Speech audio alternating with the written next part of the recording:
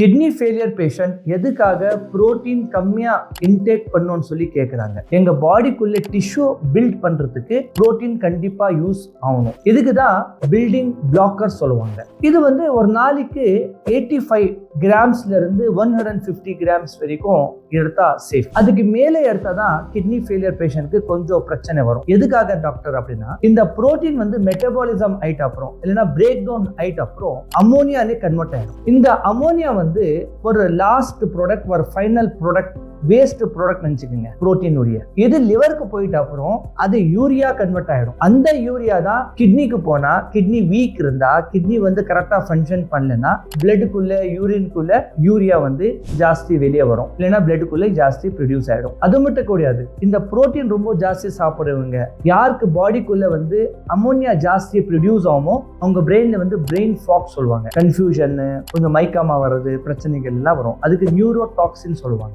அதுக்காக தான் புரோட்டீன் கம்மியா யூஸ் பண்ணா நல்லது.